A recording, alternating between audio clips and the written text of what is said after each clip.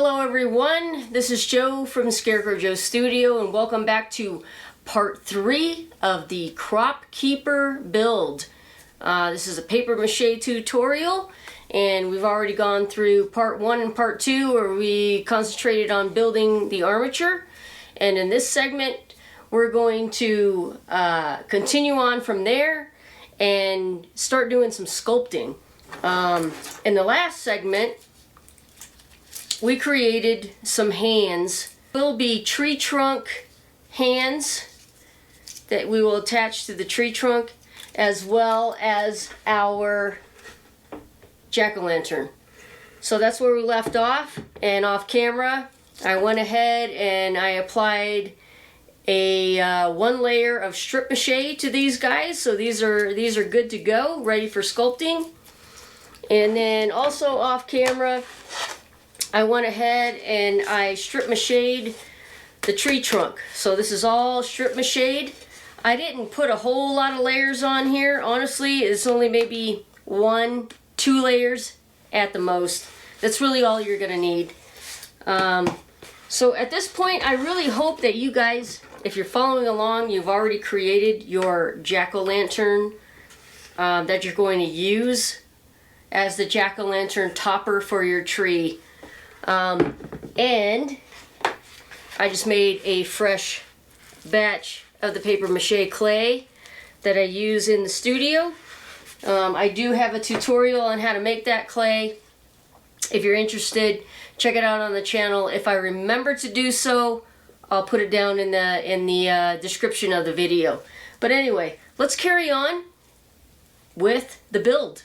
Alright, so before we get rolling here, I just want to point out a couple of things. I did put some holes on one side, on each side actually, of my jack-o'-lantern sculpt. And that is where I want to eventually, oh, they're all tangled up. That's where I eventually want to insert 2 of my arms. So one there, up a little bit higher, and then another one down here. Now I am going to sculpt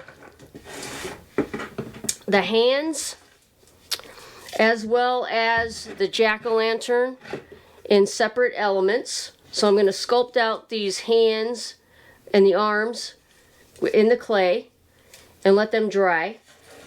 And I'm going to sculpt out my jack-o'-lantern and let that dry. I'm going to avoid the area where I have the hole that I've made, because I know that I'm going to need a bigger hole to insert the arms. This is not going to be big enough. So I need to leave some room here in the paper, because if I clay the whole thing over and just leave this little this little hole here, it's not going to be big enough, and then I'm going to have to be, I'm going to have to struggle with puncturing in not only to the newspaper form, but also that hard and dry clay. And that hard and dry clay will be very, very difficult. So I'm going to leave at least a quarter size space around there when I'm sculpting out my jack-o'-lantern. The other thing that's important for you to understand and to know, and which is a good tip, is before I start sculpting any of my jack-o'-lanterns, I always make sure that I clay over the bottom so it's nice and hard and it's sturdy. You don't necessarily have to create your stem prior to, but you know what? I'm finding that it's a pretty cool idea. Go ahead and clay over your bottom and then create your stem. Let those dry, because you can sit them this way in front of fans and let those dry. And then once they're completely dry, I still like to stuff the whole thing with crumbled up newspaper so that it still gives it a sturdiness, makes it more stable to withstand any kind of amount of clay, especially if you're building up bigger ridges. You're going to want to have that that stability inside there. It will prevent it from caving in on itself or collapsing in any way. So those are just two things, or a few things, that I want you to keep in mind, because I'm not going to sculpt this on camera per se. I might do like a speed up kind of a time-lapse thing, but I'm not going to go through all the details of what I'm doing. Again, this is an intermediate tutorial, and at this point I'm assuming all of you have created paper mache jack-o'-lanterns. Now with our the tree trunk here, this is what I'm going to focus on right now. And what I'm going to do is I'm going to start from the bottom up.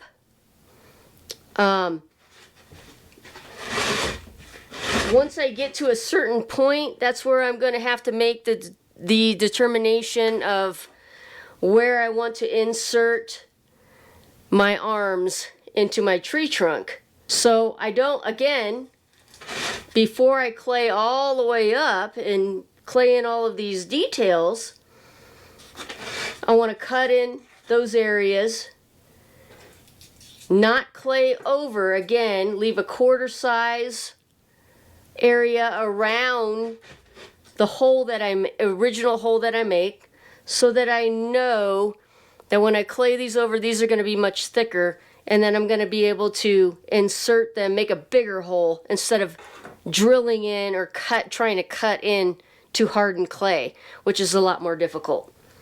So anyway, that was kind of a long-winded explanation, I guess, of certain things. But at this point, I'm going to go ahead and carry on and start creating or sculpting in my tree trunk from the bottom up. Alright, and for me, this is where the fun begins, the sculpting process.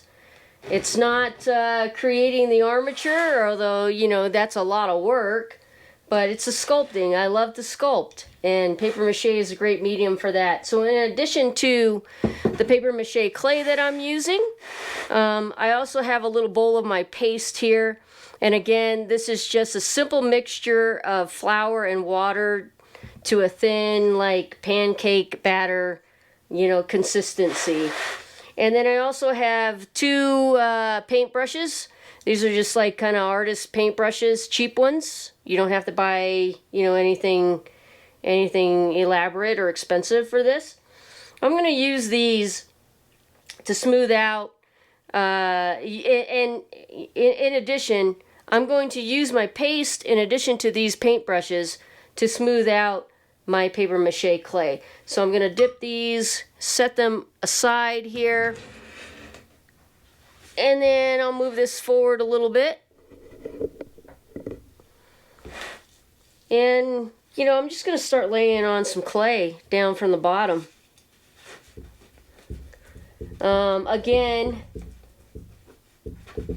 we don't have to use so much clay in certain areas because we used those newspaper tubes to build up some ridges. If you did not use those newspaper tubes to build up the ridges, you would have to use a lot more clay. But in this instance, in these areas, and pretty much in the whole thing, you're really only using maybe 1/4 inch, half to a half inch of clay in these areas. So it's kind of mundane, you know. I mean, right now I'm just sort of layering on some clay, because that's what you need to do. Just layer it on at this point. And I'll probably do some kind of time-lapse, fast-forward time-lapse on this to show you, you know, exactly how far I get. Because again, I am assuming that you have worked with paper mache clay in the past. And again, if you haven't, it's okay. I still believe very strongly that if you watch some other videos, not necessarily mine, but there's a ton of other videos out there on YouTube, paper mache. You'll get the understanding, you'll get the gist of it. So basically, I'm just going to layer on just areas at a time here. And, you know, to kind of speed up this tutorial a little bit, I'm going to go ahead and basically show you what I do now. So, because it's kind of rough. You can see, you know, paper mache clay, because it's made of paper fibers, it's kind of rough. So that's where this paper mache paste, which is the flour and water mixture, really lends a hand in smoothing this stuff out. Absolutely nothing wrong. Like if you wanted a really, really rough texture to something, absolutely nothing wrong with not smoothing it out and leaving it nice and rough.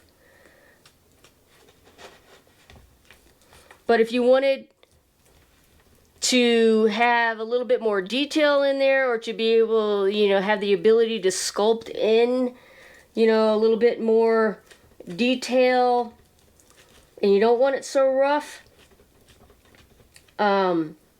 this is a really great technique, in my opinion, is to use a paintbrush and your paste and just kind of go in there and smooth it all in. Alright, so I think you guys get the idea of that. I'm not concentrating so much on the base. I will probably maybe add some paper mache, you know, kind of roots or something, maybe along the base. You know, this is going to be a tabletop type prop or sculpture. If you're making something big, you know, you can certainly do that too. But for my the larger crop keeper prop that I made, the original one was meant to be outside, and it was a larger one, so I didn't really pay too much attention to the bottom, because that was going to be covered, the base was going to be covered in like some leaves or you know, dirt, things like that. But if you're making a smaller version, a tabletop version, you may want to be, you know, pay attention more to that. So what I'm going to do now, I'm just going to continue on, and I'll keep filming, but it's going to be like a fast-paced or fast-forward type situation, where I get it all bulked out to at least, you know, mid-section here, and then I'll come back to you and show you what I do after that.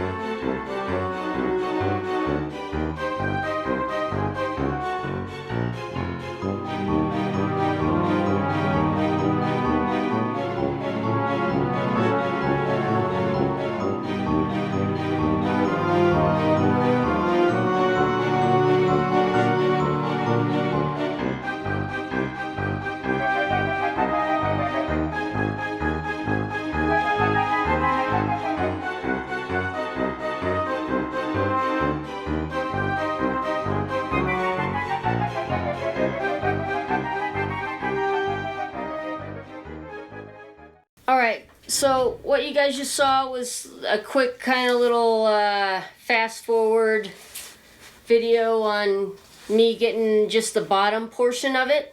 I think that was enough. I think you guys understood that. But there are a couple of things that I do want to point out, and a couple of things that I think will help you with your progress and making your tree trunk even look more interesting and more realistic. So let me show you that right now. All right, so let's talk about blending for a second, because you know, we're all busy people. I'm not going to finish this tonight. Absolutely not. And it's fine. You don't have to, because one of the really great things about paper mache is that it'll wait for you. I mean, you can leave this sitting in your garage or you know, your wherever, living room, waiting for you to finish it. And it's not going to rot. It's not going to, you know, implode or anything like that. But if you are a person like I am, and you tend to run out of time, and you're thinking, you know, I'm going to get back to this at some point, make sure that when you're at a stopping point in your paper mache, especially with something like this, that you take the time and you blend in these areas up here, right? So, for instance, if I'm going to stop at this point, I want to take my pace and really feather in and press in, so I do not have any, like, you know, stop and starting points when I come and pick it up. I can just carry on, smooth it on out. So that's something that's really, really important to understand. I mean, you could totally do that, but make sure if you do have any edges and you're not going to get back to it, you're not going to get back to it for a few days or a few weeks or even a few years, honestly. I mean, just make sure you're taking the time, blend it in, press it in, press that clay in with the paste, and it'll be fine. Now, if you want really, really, really big, bold areas, right? Really, really get in there, and that's where your other, you know, your smaller paintbrush here will come in handy, where you can make it even more pronounced, where those ridges are, you know, all kinds of things like that. There are a number of things that you can do. Make these things more pronounced if you want, or not. The other tip that I have in mind for you this evening is that on the base here, you really want to make sure that you're blending that in, whether you're using a piece of plywood or a piece of wood, or if you created your own base, like I you know, mentioned in building the base or the armature in the first segment of this tutorial, whether it's a cardboard based or a wooden base, make sure you blend that in on the bottom there, because that's going to give it a really good bond to that surface, and that's what you really want. The other thing is that you can totally just leave this be, you know, let that dry, let it sit and let it dry. But you really want to make sure that everything that you have on the surface is completely smoothed out. It's the way that you want it to be, because you're not going to change that surface area. You can build upon it, and we will build upon it, and making this more interesting by using our paper mache clay. I'm going to give you a quick example. Because I'm going to finish this off camera, or the base anyway, and then I will come back and show you this more intricately. But for those of you who want to speed up this process, you go ahead and clay over the entire thing. You don't have to wait for me.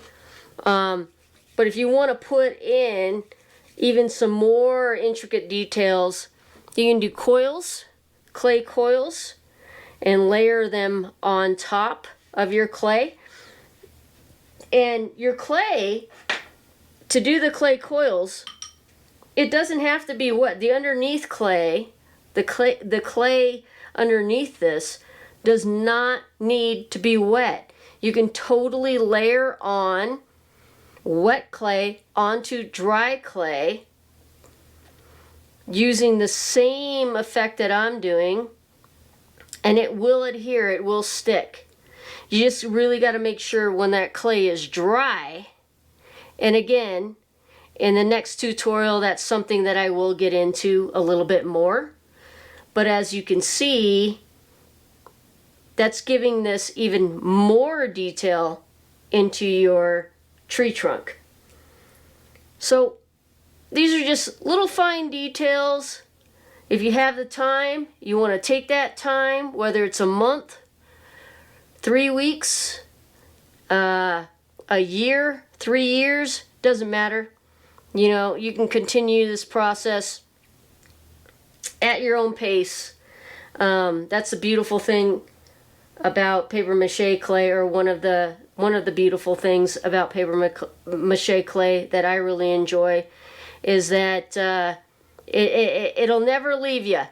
You know, you can leave it, but it'll never leave you. It's always there waiting for you to finish up that project. But as you can see, even just that little bit of a coil there, and again, you can do this while your base layer is wet or your base layer is dry. You can still build upon that. And again, I'm going to show you even more of those details later on, coming up in the next part of this tutorial. In addition to that,